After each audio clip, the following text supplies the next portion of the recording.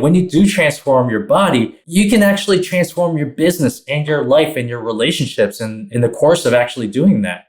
When you feel more confident, when you feel more energetic, when you feel more yourself, then that is going to relate to your team. That's going to relate to your family. That's going to relate to your kids. It's a net positive. So I don't look at it as something like, oh, you get in shape, then all these negative things happen. It's like, no, you get in shape and all these positive things happen to you. And I want you to realize, like I did, when you transform your body, you can literally transform your life.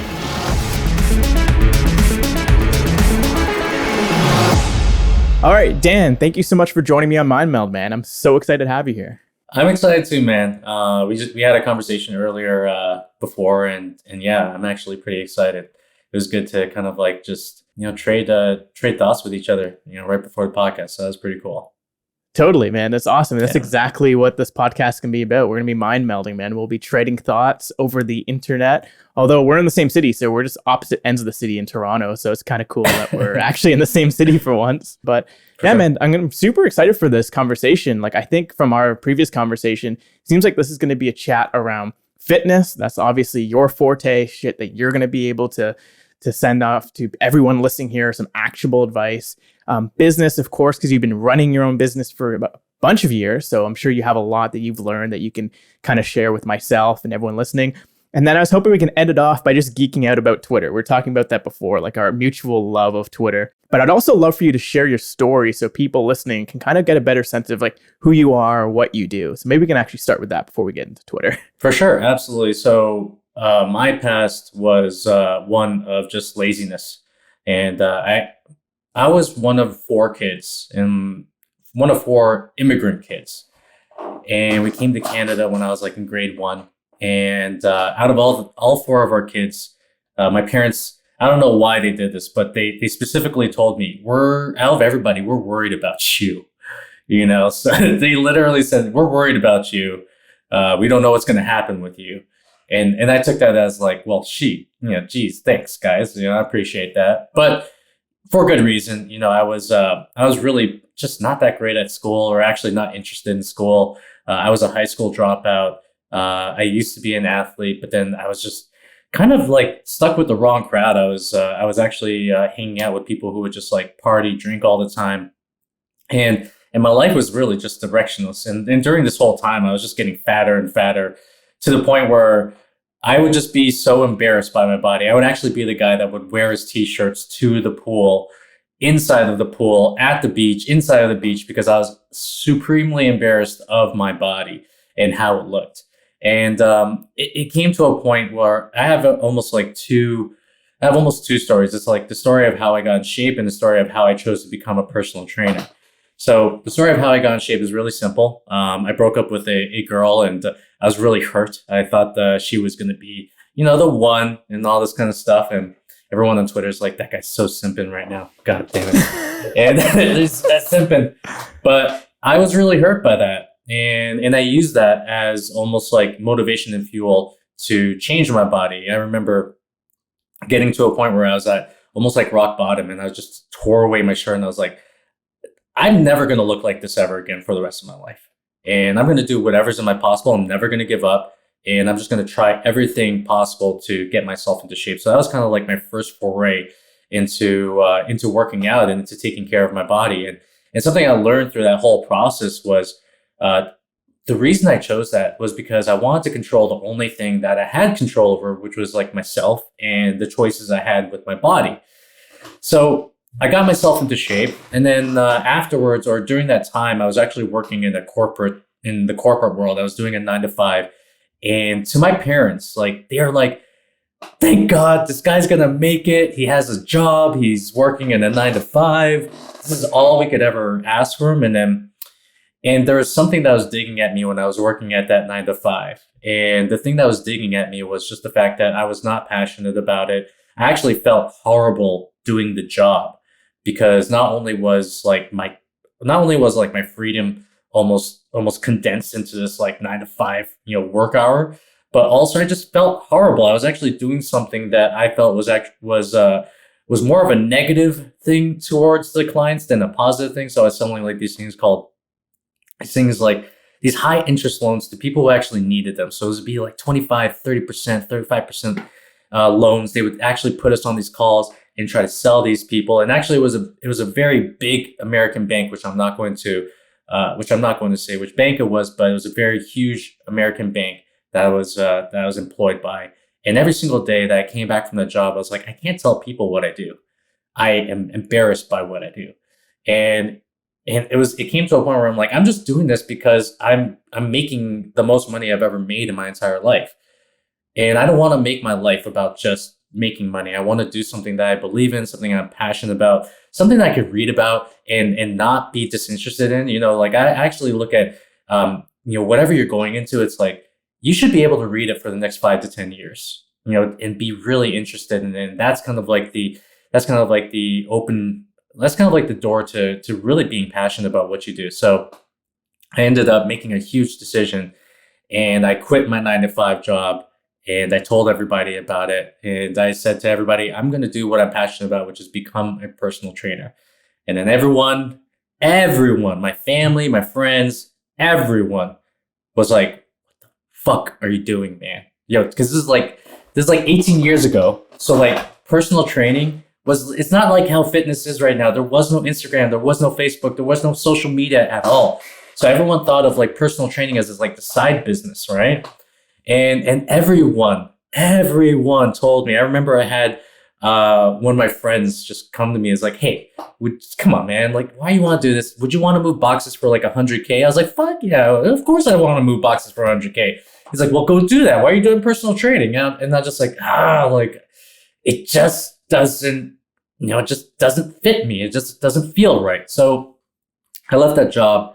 I became a personal trainer. Everyone told me that I was going to fail. I was going to go back to what I was doing before. I was basically reliving my high school dropout days. And I used everything that they said as fuel.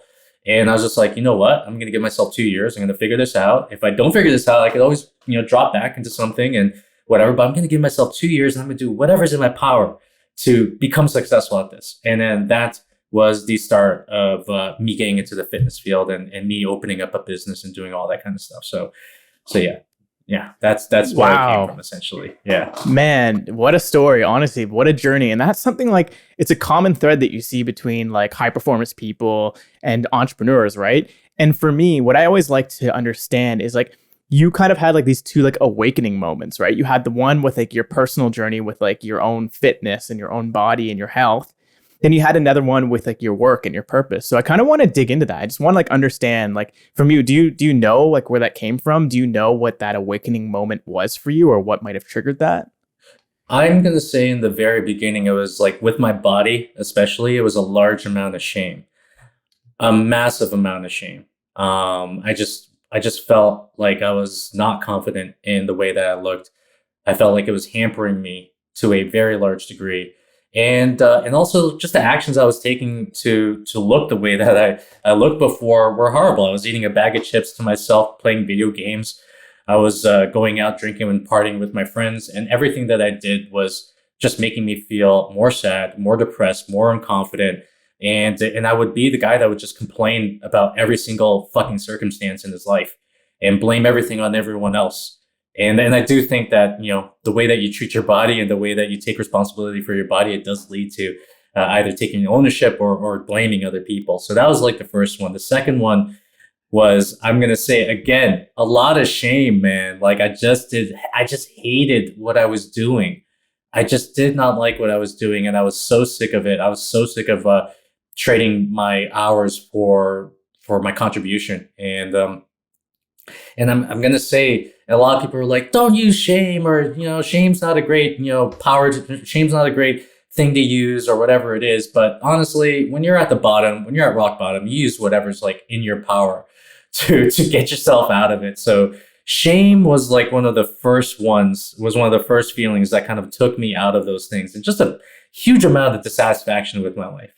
And I would say like the next one after that, especially when it came to going into personal training, going into fitness, and really putting myself into there, was love, was passion. I loved what I did, and I still love what I do. And you will never, it doesn't matter if it's like 18 years ago or even now, I never get over the fact that people lose weight with me. They change their lives. They get more confident. they get more energy, they feel better about themselves.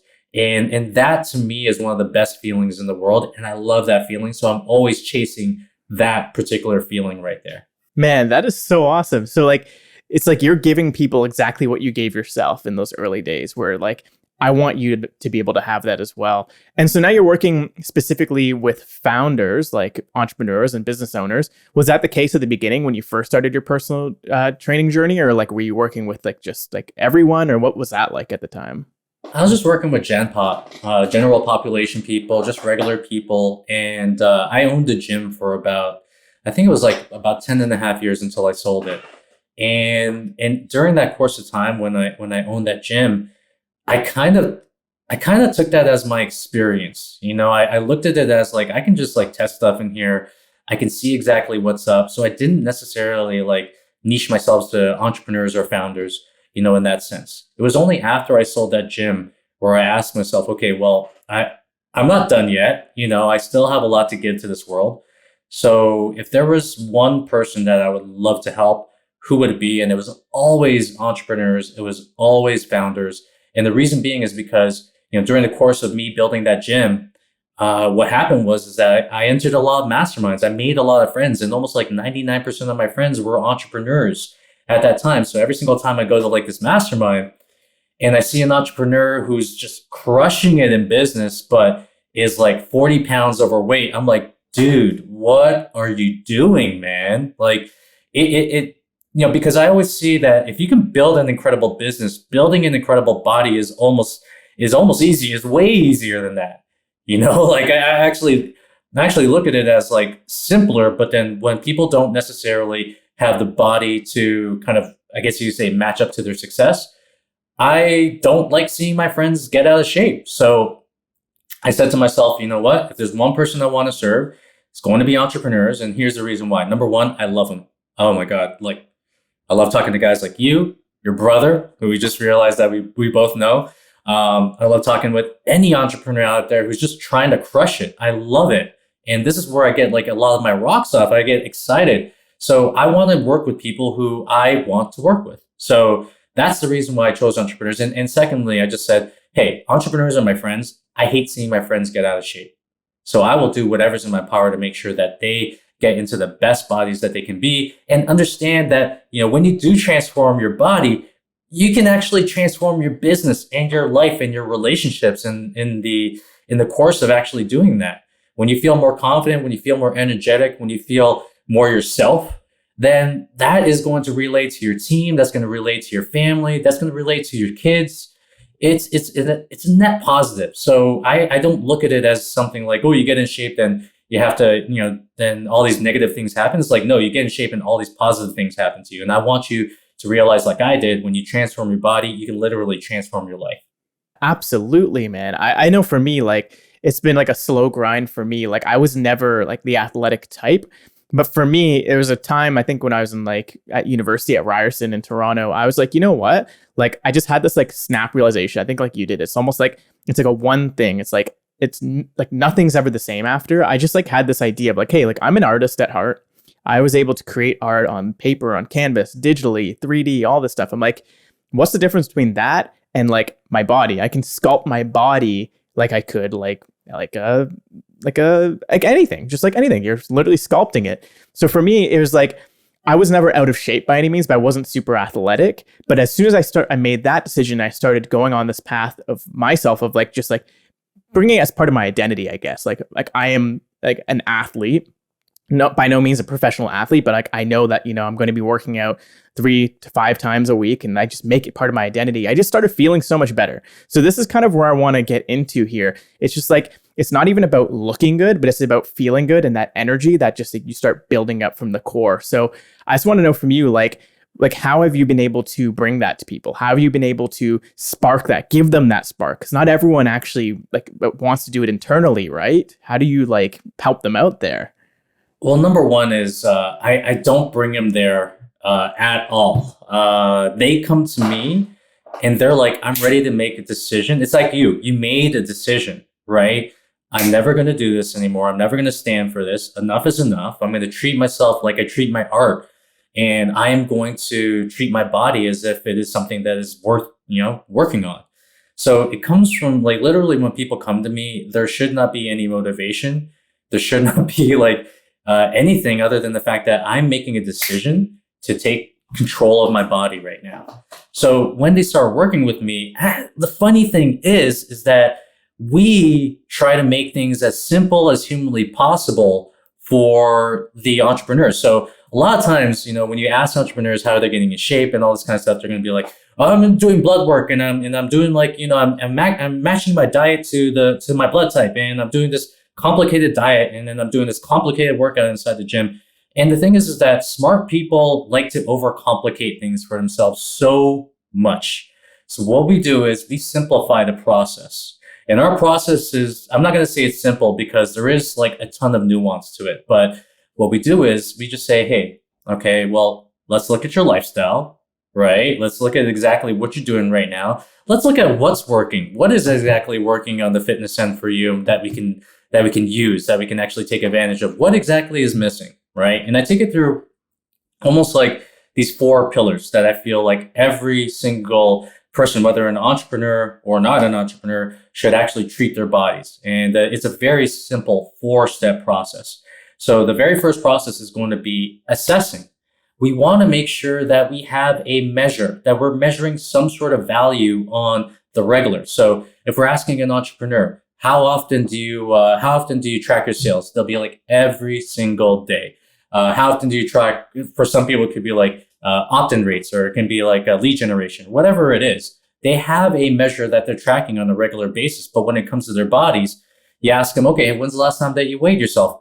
I didn't want to touch the scale. I don't want to. I don't even know. I don't want to see what the scale is going to say, when I step on it, right? And that's a very big mistake, because as we know, like, Peter Drucker's like, hey, what you measure, you manage. And if you're not measuring anything, if you're not assessing where you are, then you're basically guessing and you're throwing things at the kitchen sink without even knowing if it's making a difference. So you got to have something to assess. And we assess very simple things. One, like weight, measurements, pictures. And also, if you want to get granular and very detailed, we go with DEXA scans, which are the gold standard for body fat and for measuring body fat and muscle gain. So the next step is going to be using the diet to burn the fat that they have on their bodies. So a lot of people try to use the workouts to burn fat on their bodies. They try to do circuits, they try to do cardio, and this is like taking a teaspoon and trying to empty out the ocean, right? And a lot of people will be like, these studies say this and these studies say that. Like literally, there have been meta-analysis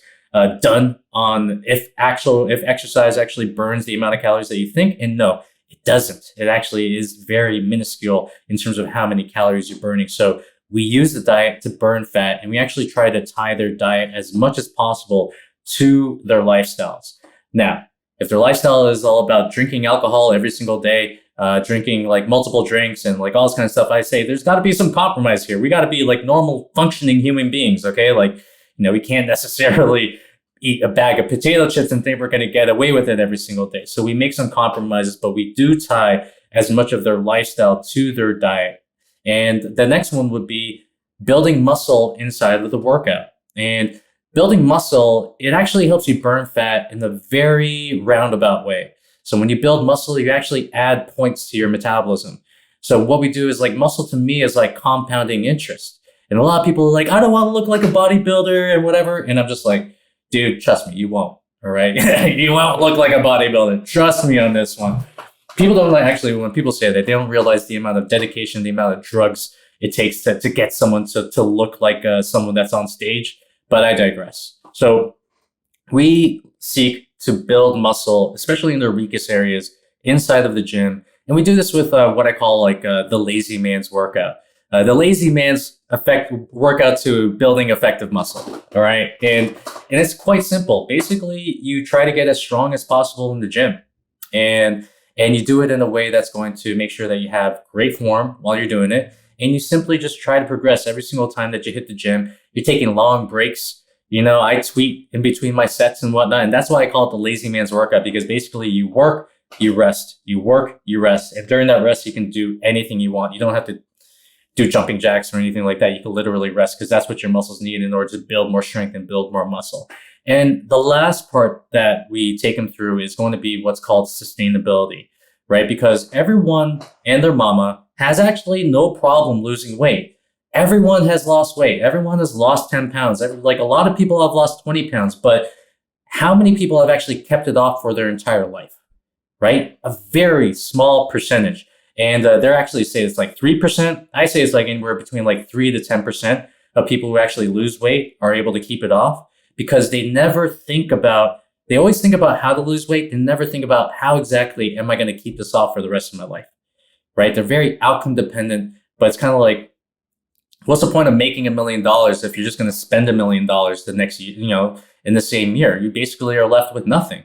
And all the effort that you use to like make $1 million, well, guess what? Like you have to expend that effort again, and you haven't even learned how to save, right? Or you haven't even learned how to like keep your money. So sustainability is huge, and sustainability is very different than when you're trying to lose weight. That's something that I want to point out to a lot of people. It's just that the things that you're going to do to lose weight are not the same things that you're going to do to sustain the weight off.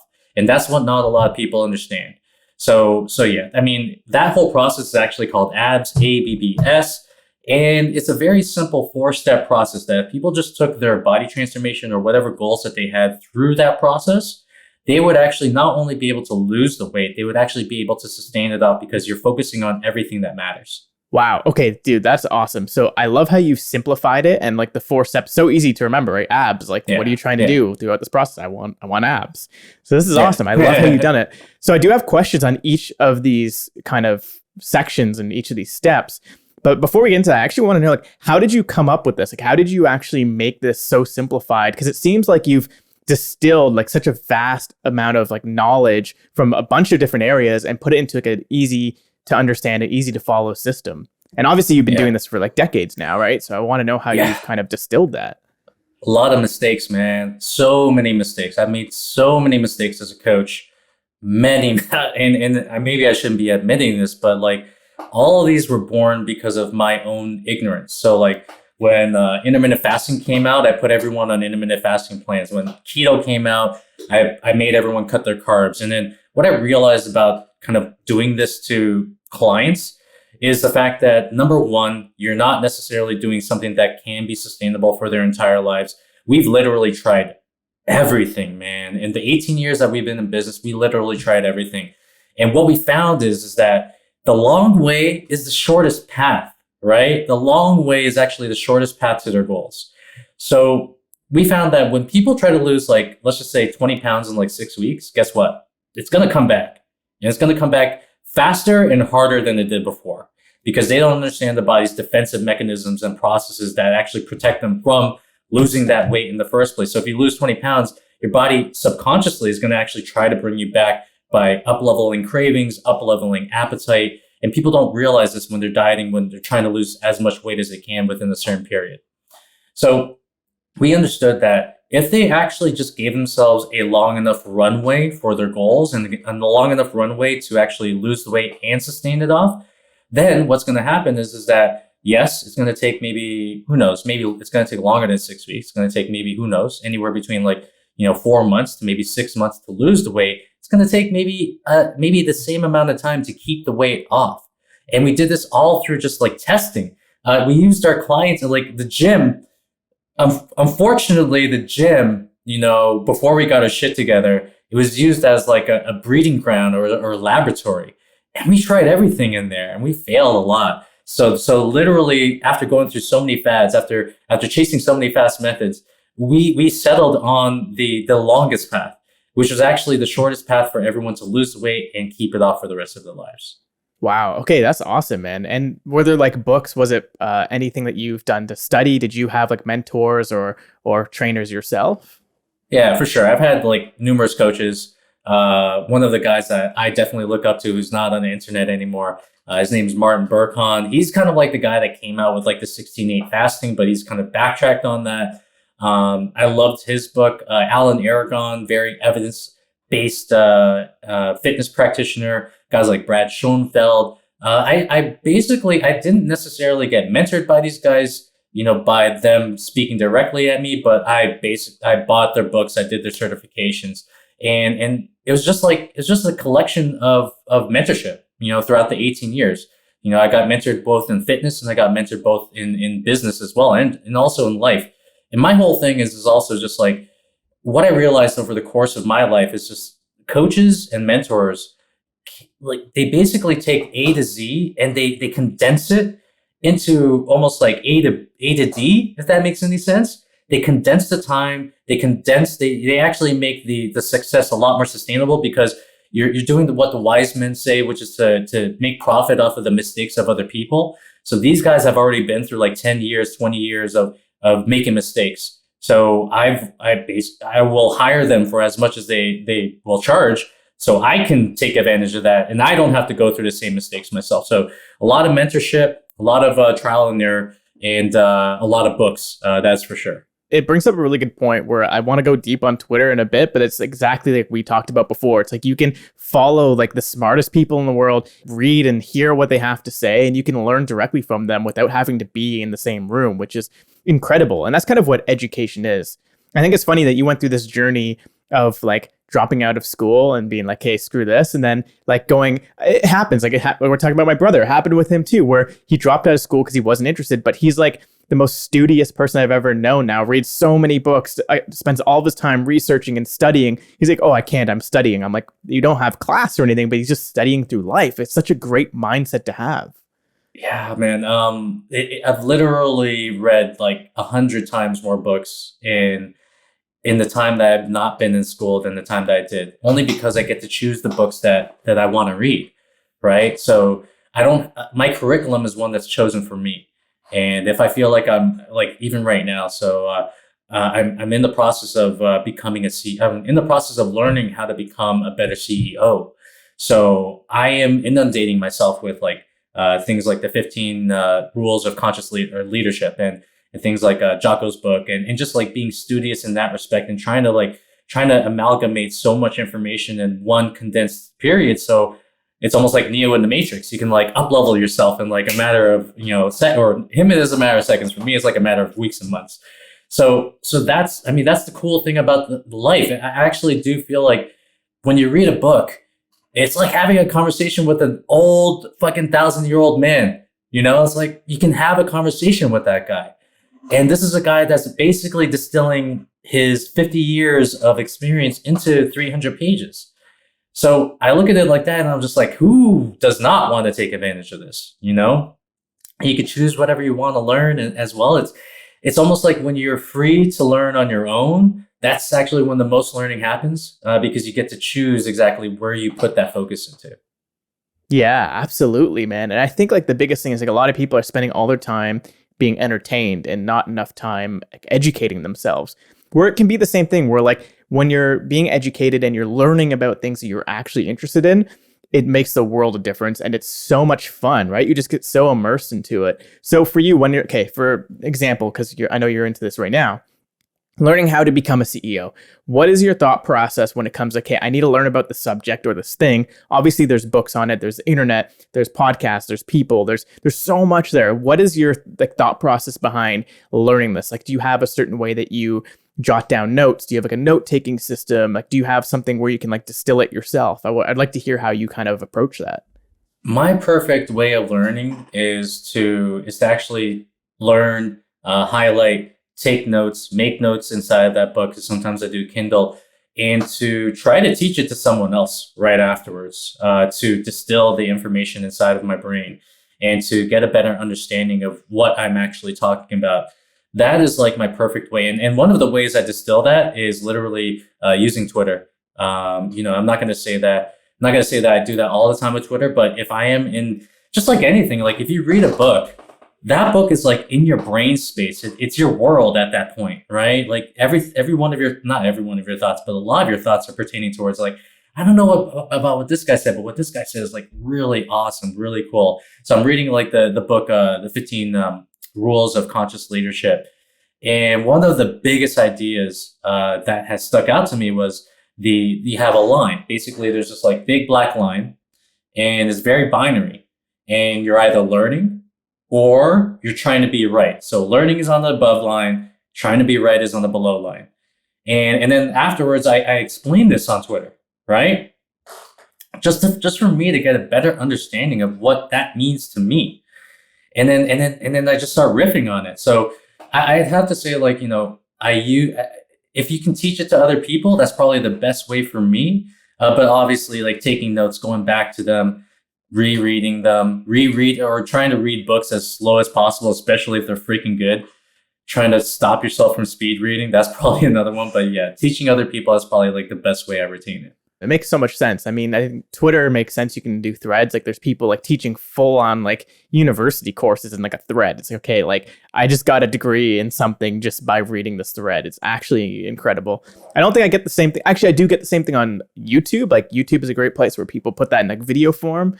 But I think like through writing and reading it too, like people will blog about it. They'll write articles, they'll do podcasts like this. So actually, I would like to learn, like, since you're learning about how to become a CEO, what exactly is that to you? Like, what is the CEO mindset? What is it that you're trying to get out of it? Like you said, the below and above line. And what have you actually learned from that experience? I learned that I'm still in the learning process. So number one, it's turning from the doing to communicating now. So I have a team. We grew from 0 to 9 people within a year. And I had to kind of go through an adaptation process because I'm so used to doing everything on my own. I'm so used to having control over every aspect of my business, whether it comes to the email writing, whether it comes to Twitter. Actually, Twitter, I have complete control over. I'm never relinquishing control of that. But when it comes to like coaching, when it comes to every single aspect of my business, I had control over it. So the whole notion of a CEO is actually to let go. It's to let go of control, to communicate, to train as much as possible, to get people to do the job the way that you feel it should be best done, and to create an air of collaboration, but also still like leading, still pushing that needle, still pushing people in the places that they need to be, and doing it in a way where I'm still trying to let go at the same time. And I think my big thing right now is just communication, right? Because there's so many moving parts, especially when you get yourself from like, when you're going from like 0 to 1 million, I feel like that's kind of like the beginning stages. So you're kind of trying doing everything on your own and whatever. When you're trying to go from like 1 to 2 or 2 to 5 or whatever it is, like it all comes down to really communicating, because there's so many moving parts to what you're doing. And there's so many things that are on the fly to what you're doing. And another aspect of it is actually just like zooming out as far as humanly possible. So the best CEOs that I know are thinking like 2, 3, 5 years in the future already. They're already planning for like Q3 in like 2023. And I'm planning for quarter in 2021. Like we're literally, like I got it. Like, so now I'm starting to really bake in, what does the vision look like? What are we doing in 3 years? What is going to take us to where we need to be within that time? Right. To me, it's like communication and vision. And then I'm not going to say I'm perfect at that, to be honest, like, because I'm still learning, but definitely I'm trying to slow or actually speed up the learning curve by reading books and actually talking to mentors and talking to my own friends who are running like, teams of like 10, 30, 40, 50 people. Awesome. And I mean, like, the great thing is your clients are all entrepreneurs, right? So I'm sure you can pick their brains and ask them, and it's like a two-way street. Right? I try, man. Like, but I actually I'm very like careful about that because I don't necessarily want to blur the lines between what I'm trying to do. And in general, I'm very careful in general of like thinking like I'm trying to acquire something from someone, if that makes any sense, especially if they invested in me. Right. I'm just so careful. Maybe I'm over careful with it. Because I am like working with guys that are running billion-dollar businesses that are New York Times bestsellers, that are like one of the best authors in the freaking world. And I want to ask them questions. I do. And maybe it's on me, but I'm kind of just like, I feel like there's a balance of like, doing your job and maybe like every now and then saying, well, what do you think about this? Jim, I got this little situation. Maybe you can help me out with it, but I'm still trying to figure out what that balance is and what that line is. Cause I do help like fucking just some of the best entrepreneurs in the world. So yeah. That's interesting because it's like a relationship that you're building there, right? And I totally see that where like you want to have that like be the mentor in this relationship. And then I know exactly what you mean by like blurring that line, breaking down those walls and the things get blurry. But I'm wondering like maybe if it's at maybe after like the program or like a certain part and that's part of your in the system or something. I don't know, but it's really interesting. Yeah. I'd also love to know if you can talk about it, like who are some of these people that you're coaching right now? Just out of like well, I can't talk about who I'm necessarily working with, but literally I work with guys who actually one of them, he just did an interview with me. His name's Mark Feldman. So he's the CEO of the Game Show Network. And he's like this 57-year-old CEO, was never in shape in his life. He dropped like, I think it was like 33 pounds and he gained like 7 pounds of like lean mass of muscle. And I was just like, that's supposed to be impossible at 57, but he did it. He talked about his experience. So we have guys like that. We definitely have actually a couple New York Times bestsellers, and just actually like the funny thing is like we have guys who are literally secret freaking like people don't know anything about them, and these guys are just secret kind of like just bosses. If that makes any sense. Just secret bosses. No one knows about them, but they're like basically running anywhere between like $1 million to like, an 8 to 9 figure business essentially. So yeah, I work with all these guys, but I also do work with a lot of high achieving executives as well. Guys who are a little bit more, top of the ladder. So guys like that could be a president or vice president. But yeah, like, those are the types of guys that we work with. A lot of entrepreneurs, a lot of digital entrepreneurs as well. It's so interesting, right? We have like the Twitter folks where like there's people who are great and they're doing huge things and they have a massive net worth and they're running huge businesses and they're on Twitter all the time and you can see their daily thoughts, which is insane. Then there's these people who are like behind the scenes, they're running the show, but they don't give a shit about social media. It could be the age, it could be whatever, but they just don't care. It's so interesting. It is weird, man. It's I actually found, so a lot of people, we have this thing on Twitter. You've never been on Twitter before, so you have like guys like you and myself who show their face. You're like, hey, what's up? I'm Dan. I'm Josh. You have guys who are anonymous, obviously, right? So you would be so surprised at. Everyone thinks like anonymous people are like, we don't want to show our identification. No, the reality is that they just don't. I've met like so many millionaire anonymous guys. And I've also met a lot of like, actually there's like this one dude who, I forgot what his name is, but he's like this, he has a sloth on his profile pic. And then, I remember I said something on Twitter and, one other guy came on and said, he's like, hey, yo man, you should be slonking raw eggs and whatever. Then the guy with the sloth profile pic says, dude, like, it's already been proven that raw eggs are not bioavailable, yada yada yada. So the other dude calls him out, and then he actually posts. The other dude posts his body on Twitter. He's like, "Hey, you can't talk to me like that. You're anonymous. You're probably some like fat dude or whatever that is, and yada yada yada." And then the sloth guy basically posts a pic of him, and he's like this massively jacked guy from the UK. And he's like, yeah, come at me, bro. Like, what were you saying? He's like, no, dude, that's a fake picture. And then the guy literally posts a video. He's like, hello, William. No, it's not a fake picture. He's like, the jack dude. And that's what I mean. It's like, you have like you have a lot of guys who are just anonymous, who are actually just crushing life, who don't need the recognition, who don't need, to have their voices heard on Twitter, but they're on it because they're being entertained by guys like myself and guys like yourself kind of thing.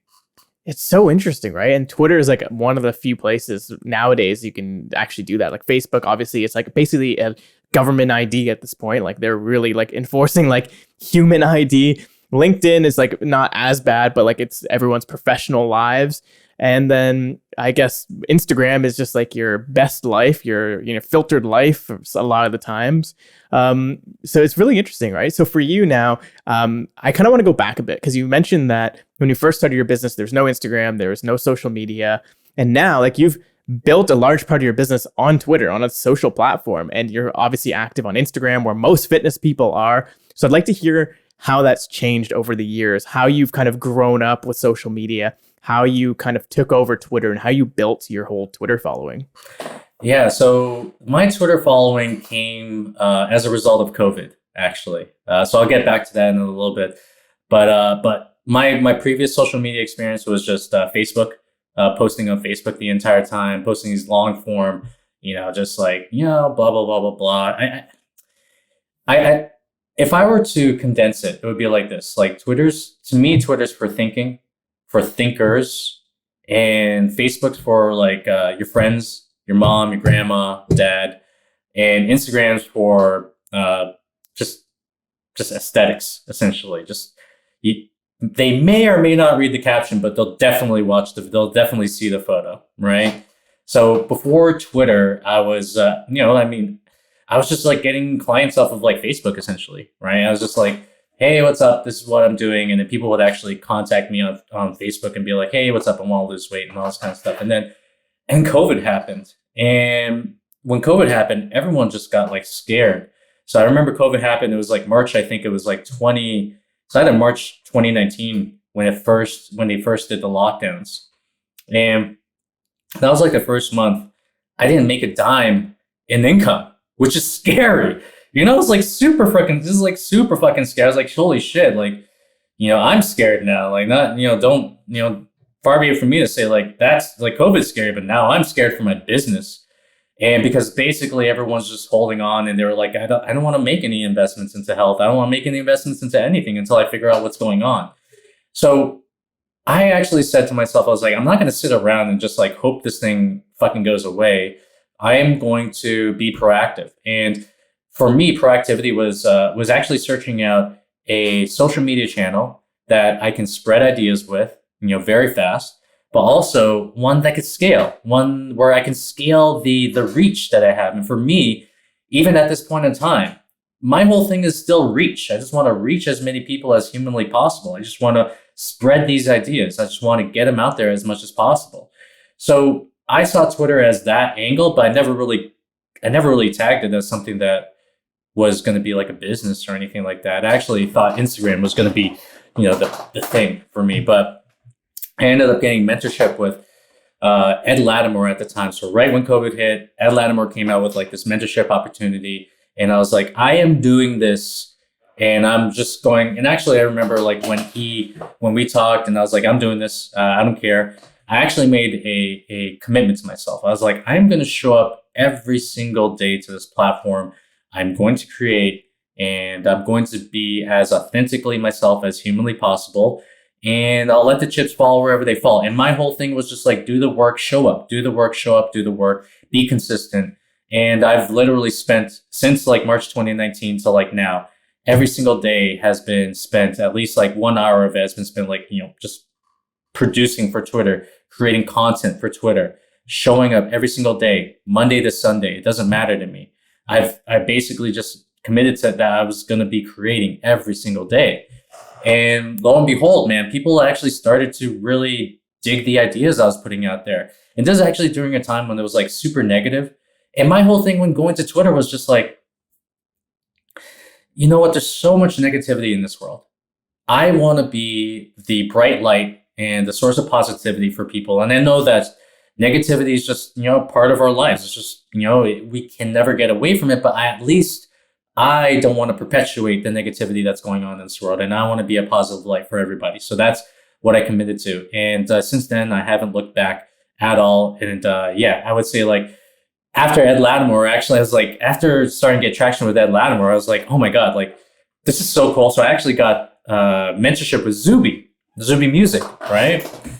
The women's deadlift world champion. And I got mentorship with him. And that turned out like the stuff that Ed and Zuby has taught me has actually carried on with me to this day. And they have mentored me in terms of like how I should produce content, how I should actually write content in the first place. And if it wasn't for those, those coaches, I guess you say, or those mentors, I wouldn't be where I am right now. But again, a huge part of it is just me saying, I'm just going to show up every day. I'm going to create as much tweets as possible and just let the chips fall wherever they fall. Man, that's unreal. So like, first of all, going into it pre-COVID, how many followers did you have? Because now you're like almost 125,000. Zero. Actually, 0 to 100,000. So I had one Twitter account and then I just scrapped it because I made the biggest mistake that anyone can make on social media, which was like at that time, I think it was like 20, I forgot when it was. It was like 2012 or 2013. I like paid for my followers. And then after that, that just totally fucking kiboshed that account. And I was just like, you know what? I'm starting fresh and I'm not going to buy anything. I'm not going to buy followers or whatnot. I'm just going to create. So I literally started from like ground zero, from like absolute zero. And then now within the span of now it's like, I don't even know, maybe 14, 15, 16 months or something like that, or sometime like that. Like now I'm at 123,500 followers, which is crazy, which is, I don't know, it's not crazy, but yeah, in a year, I'm it's pretty wild. In a year. Yeah, it's riding that wave is insane in that short amount of time. It's funny because it was during COVID when I actually got back on Twitter. I don't know what pulled me to Twitter, to be honest, but I just found myself on it. Somehow, I just found, again, I actually didn't start from scratch. I had like some of the other followers, following other random people, but somehow, I don't know how, I just happened to start following the right people. My network literally started just growing in that way. People like yourself started showing up on my timeline, follow you. And then once I follow you, I looked at your following list, like the people that you follow, which is only like 400 people or so. And I was like, shit, I already follow so many of these people. How is it that we just happen to be in the same sphere of people? Like you said, these amazing thinkers. It's so interesting how that happens. It's like a subculture, Twitter is, right? And a lot of people look at Twitter, the normal person would look at Twitter and be like, that's a place of like toxicity and blah, blah, blah, blah, blah. It's like, but the reality is that what I realized about social media is that social media is just as toxic as the people that you follow. So, you know, it is literally going to be that. So for me, guys like James Clear, Naval, Ed Lattimore, Zuby, there's a reason why, like, when you make it on Twitter, you get noticed by almost like everybody like that. They see you, they're on the radar because it is a subculture. It is very hard. I actually say this, it's so much harder to get a like on Twitter as opposed to getting a like on Instagram or Facebook, right? Like, especially in the beginning, it's not impossible, but it's freaking hard. It is like one of the hardest things. But once you get it, once you start to get traction, once people start to listen to you, you can build this following that's just like rabid that just wants to hear what you have to say. So, and one of the things I love about Twitter, I know you never asked me this, but one of the things I love about Twitter, which you actually mentioned, was the fact that you have access to all of these great thinkers. So, guys like, so I told you this before, and I was geeking out about it, and I don't mind. I'm a fan, man. Like freaking Shane A. Parrish from Mental Models like messaged me. He's like, "Hey man, reading your stuff, you're doing great." And I was just like, "Bro, what?" Like he's like one of my favorite authors in the world. But the thing is that I don't necessarily think that can happen off of Facebook or Instagram, but that could definitely happen off of Twitter. And you also said one other thing was like riding the wave. I always look at it like this, like when you have momentum, you got to hold on to that momentum. It's like a wave. You hold on to it as much as possible. You try to ride it out as much, as long as you can. And that's why I feel like I am on Twitter. That's why I keep on creating every day. I'm just riding that wave, and I'm trying to just like, amplify it and extend it as much as I can. Man, that's awesome. So for those early days, like, I know exactly what you're talking about. Like Twitter is very hard to even get a few likes and, comments and people replying. And to get a freaking retweet, obviously, like basically what I've heard is to get a retweet, they have to think like that's something that I would tweet myself anyways. Literally, that's exactly what it is, right? It's like, this is something that I want to tweet, but it's in someone else's words. But I want to know, so like going back to it in the early days, being mentored by Zuby and Ed, what were some of those things that they kind of told you that stuck with you that you think may have impacted you? So very, very, okay. So I'll say one thing from Zuby was timeliness. I actually create off of like a schedule. I create on this thing called Hyperion. I basically just create thoughts there, post them on, and it comes out. But I also come in and I talk my shit whenever I feel it's timely. So Zuby's was just be as timely as possible. If people are talking about something that you're actually interested in, like right now, unfortunately, a lot of people are talking about mandates and a lot of people are talking about, COVID still and all this kind of stuff. Well, That's the kind of stuff that people are actually listening to right now. So be timely with your tweets. Don't necessarily, and one thing I realize is also like, don't be polarizing for polarizing's sake, right? Like, don't try to polarize people just because you want attention. But really, if you have an opinion about something and you're not being a dick about it, then post it. You're going to have some people hating you, but that's okay. So the other thing that I learned from Zuby is just like conciseness. I mean, like, actually, it's actually, that's something I learned from Ed. From Zuby, I learned just like absolute, unadulterated authenticity. So if you like hear Zuby's tweets, it's Zuby talking, right? It's literally Zuby talking. And he says, like, just put it in your own voice as much as humanly possible. And being consistent with it, that was obviously one of his. Now with Ed, his was a lot about being very concise with your words. Ed's a writer. So things like saying just, very, anything with the ly that ends with it, you want to remove that shit from your vocabulary.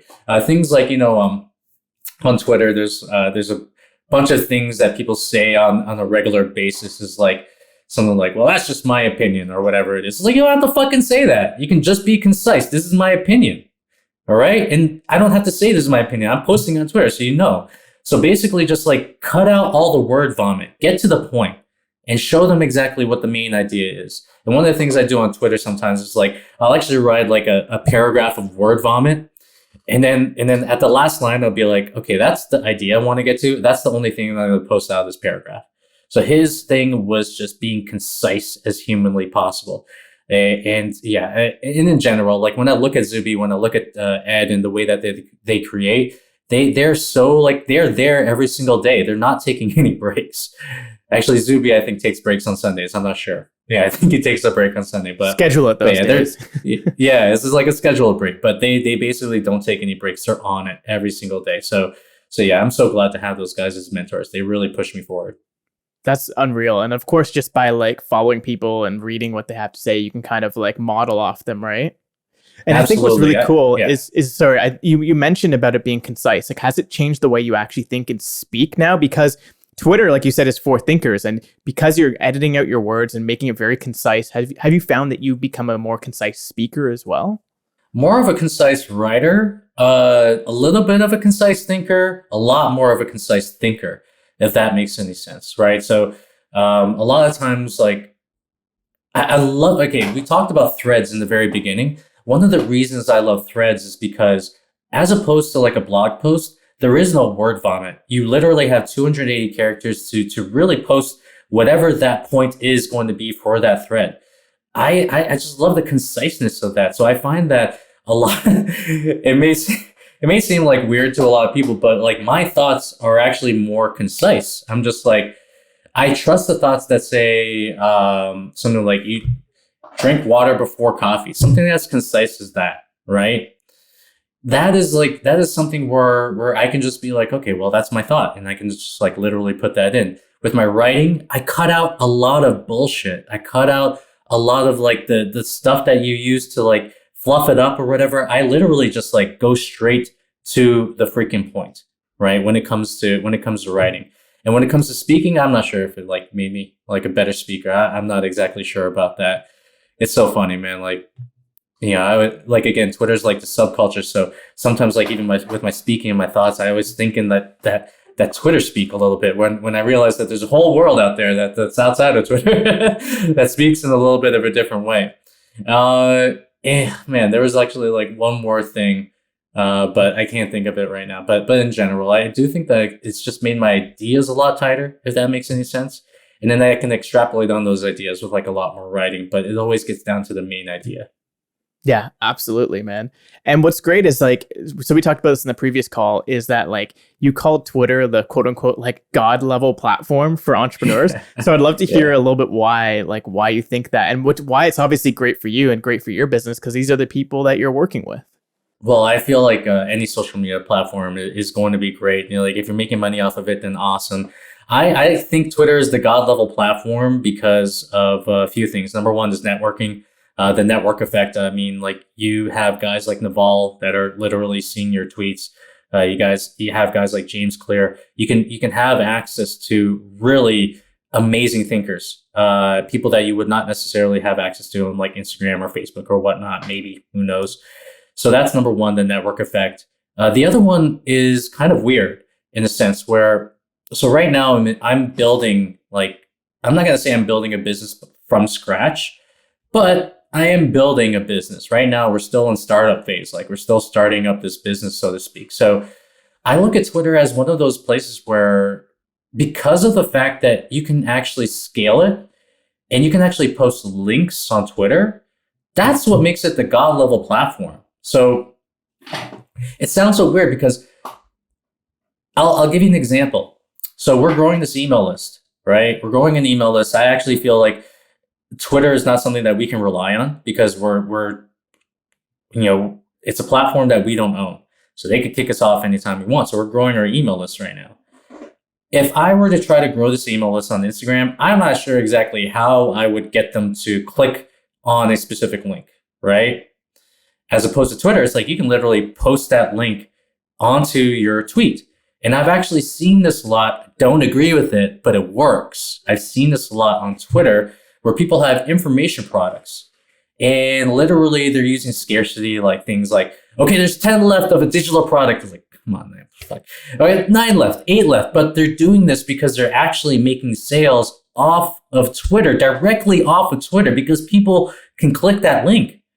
That's why I think it's like the God level platform for being able to sell anything, because you can literally just link everything. Now, if you try to do that on Facebook, sure. I mean, like you may or may not have a following there, but your following is like capped at 5,000 people, at 5,000 friends. And even then, like most of your friends just want to chill with you. They don't want to hear about like like, oh, go get my opt-in and all this kind of stuff. On Instagram, you have to be like, click the link in the bio and blah, blah, blah, do all this stuff. Maybe or maybe not they click. But for me, that's why Twitter is like the God level, especially for business building, and especially in startup mode, is because you can collect emails. So we've grown our email list from like 5,000 to 20,000 within a span of less than a year. Actually, like a span of like maybe 5 or 6 months of just posting like these follow-up tweets to our main tweets. And that's what I feel is like one of the best things about Twitter. And the last thing about Twitter, actually, from the business building standpoint, is again, it's like a network effect in terms of like you can get big people just noticing you, but also it's the people that you are interacting with who are your friends, who are giving you all sorts of ideas. So I would not even be interested in NFTs, right? If it wasn't for all of my friends on Twitter buying Mutant Ape Yacht Club freaking NFTs off of, and posting it on their whatever, I would not know about that stuff if it wasn't for Twitter. And I think Twitter is actually one of those things that keeps your ear right to the ground of what is actually happening, what's quick, what's fast, what's happening in the world. And that's the reason why I like it. Like if you hear any news story that comes out, on the news media or whatever it is, you can actually be certain that it came out on Twitter, way before that actually happened. It is instantaneous. So that's why I think Twitter is like freaking amazing for business. Man, that's so awesome. And it's so true. Like Twitter, sure, it can be a bubble a little bit, like a bubble, but a good bubble of really early adopters, right? Like I'm seeing all these people, like you said, half these people are changing their profile pictures to apes and other NFTs. It's like, you wouldn't do that on Instagram, really. Maybe they did, but like for sure they're doing it on Twitter first. Like that's where it's all happening. They wouldn't get it. Right? They just wouldn't, like, people, you change your thing to an ape and then everyone's like, why'd you change your profile picture? I don't know. I don't figure it out. It's just some cartoon monkey. Yeah. Yeah.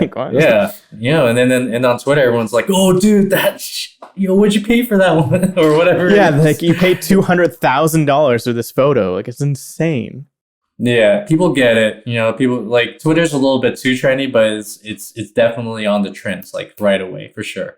Right. And how do you balance shiny object syndrome on Twitter? But, obviously you have your main thing. Like, how do you kind of balance, like, obviously you still want to keep your ear to the ground, see what's new, see what's happening. Twitter can it's a lot happening at once, right? So how do you balance that shiny object syndrome?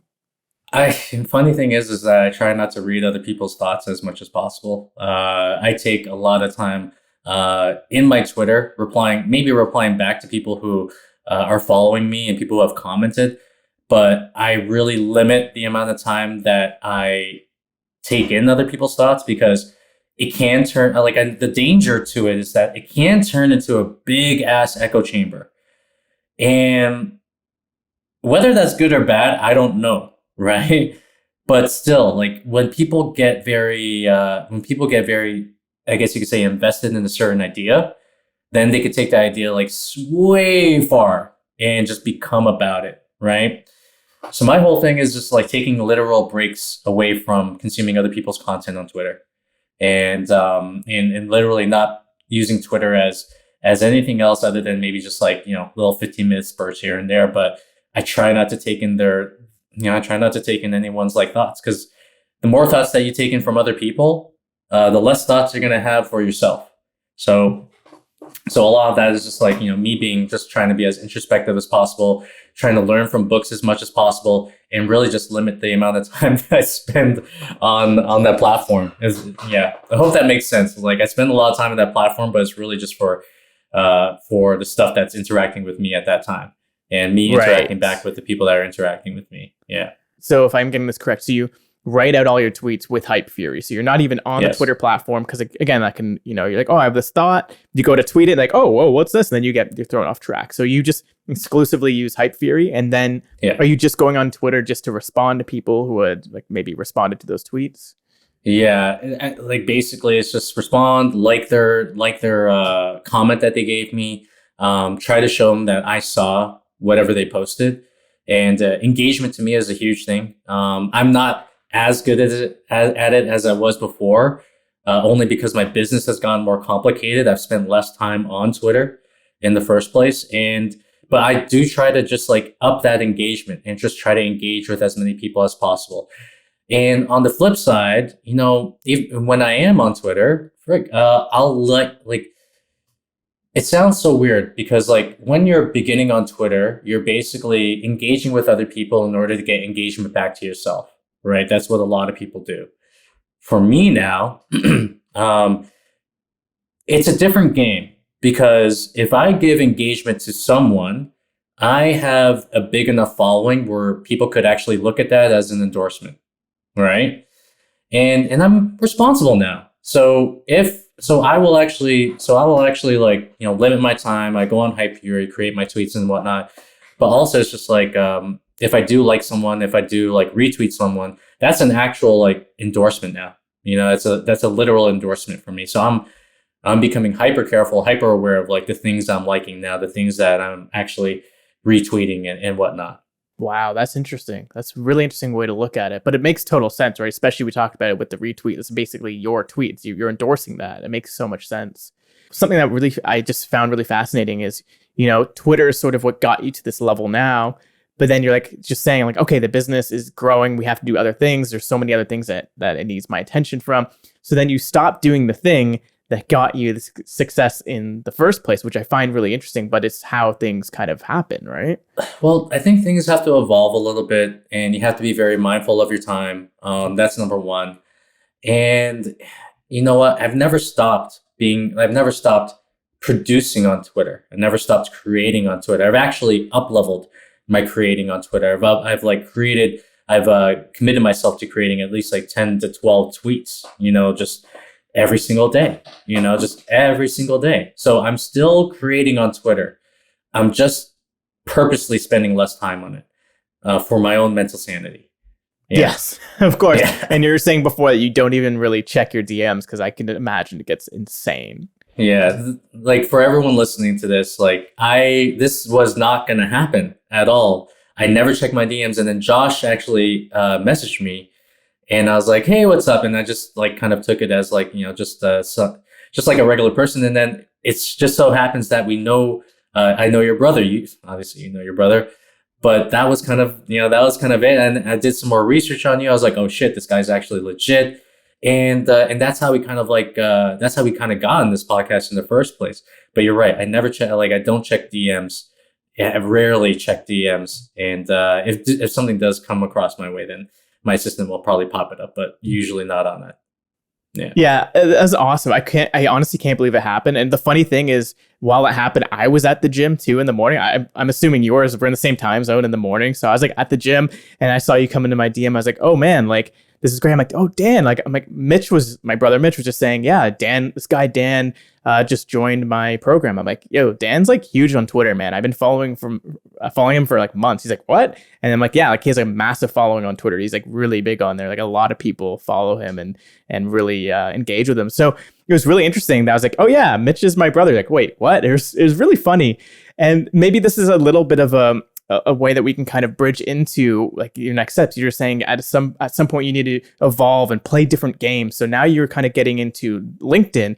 And I'd like to hear how it's differed because you're going to a different platform. I want to know how that's changed for you and how you think about it. The thing with LinkedIn is, and I hope no one from LinkedIn is like following me here, but the thing with LinkedIn is that I right now we have automated it, right? We have automated, the process towards it, the content creation side towards it.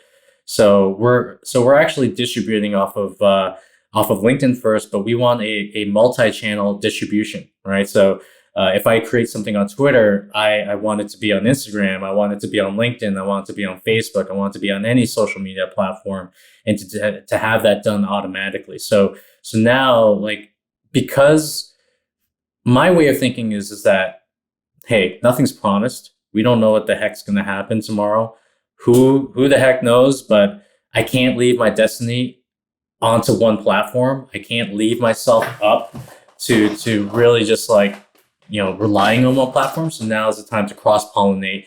Now is the time to up-level the followings on each and every platform. LinkedIn is the one that we're looking at because that has a lot of our core clients. That has a lot of the people that we want to work with. And then the next one that we're going to be working is going to be Instagram.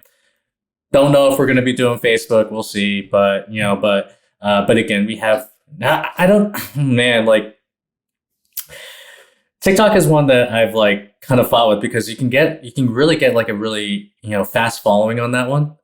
But I refuse to do dancing videos. I refuse to do the whole music thing where they're like, and just like pointing at shit. I refuse to do any of that corny fucking shit, and I refuse to play that game. So I also look at social media platforms as like, if I don't feel like I want to go on it, then I'm not going to go on it. And it's always, if it's always going to be there, it's always going to be there. You can always grow like that.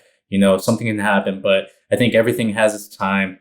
And in general, I think TikTok would be more of a distraction than it would be actually bringing in our top clients. So yeah. The one thing, so I will bring this up. So I'm not like a huge TikToker. I will probably post like clips from this on TikTok because, like, again, you talked about distribution.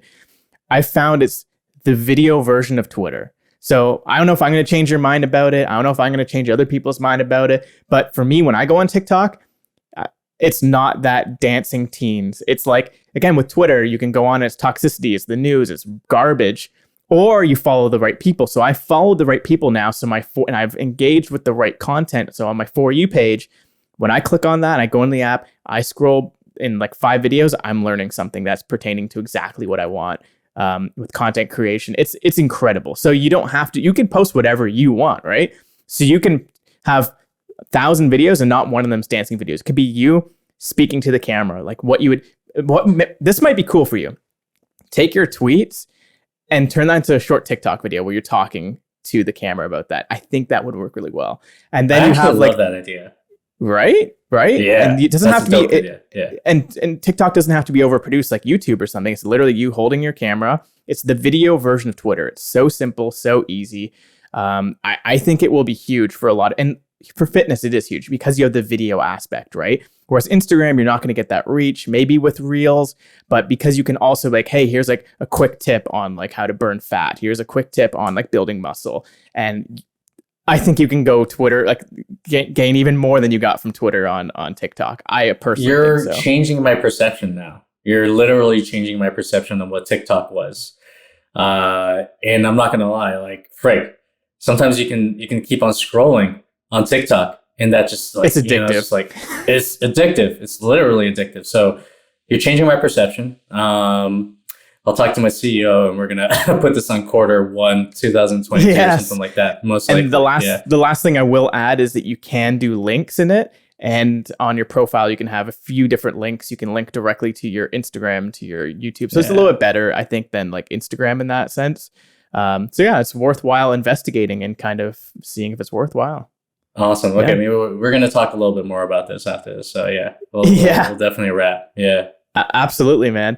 Okay, so I think we're running out of time here. I don't want to take too much of your time, man. This has been amazing. I really appreciate you taking the time to chat and just like sharing your knowledge here, man. This has been amazing. It's so cool to like, I always bring this up when I bring people from Twitter onto the podcast. This is like the long form version of Twitter where I'm like, I'm getting your thoughts, but now I can actually like talk to you, which is unbelievable. It's really amazing, Absolutely. man. Yeah, it was great. And then I just love this aspect of just like riffing back and forth. And yeah, man, I enjoyed my time here. That was for sure.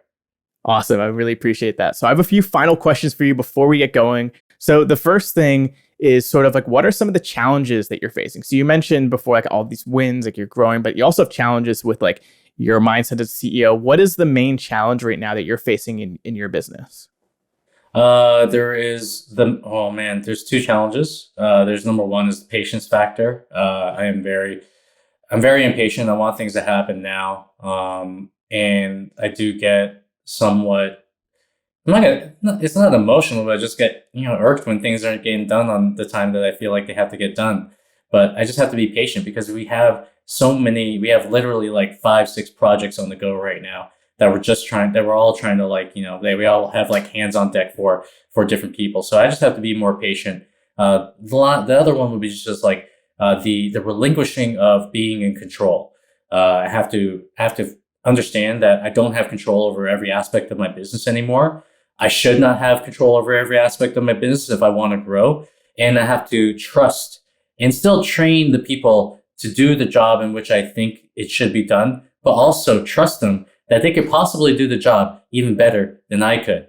And is that relinquishing of just control of like from having every aspect of your business just like controlled by your hands to, all right, man, I trust you. Like just figure it out. You're gonna, you'll figure it out. As long as I give you the right training, you're gonna figure it out. So those would be like my top two challenges. I have zero doubt that you're going to smash through those challenges because it seems like you're taking like a lot of people be like, hey, I have this problem and like, that's it. But clearly you're taking the time to think about it, learn about it, seek out help, seek out mentorship. Like, hey, how can I best approach this? So that is really cool. But it's really interesting for me to hear people who are like, they're crushing it like yourself. They're just absolutely killing it. But there's always challenges that will, I don't say block, but that's the next step to like your next version, to your next evolution. Well, I like to think of life as like this, like a constant struggle, right? And it's like, it's actually, it's a decision. It's understanding that life is a struggle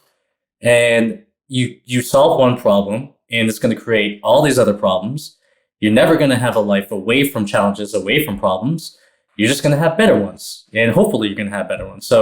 So yeah, things are going to break when you're growing and things are going to happen. And it's just like this acceptance that you're never going to have a life that is void of struggle, problems, or challenges.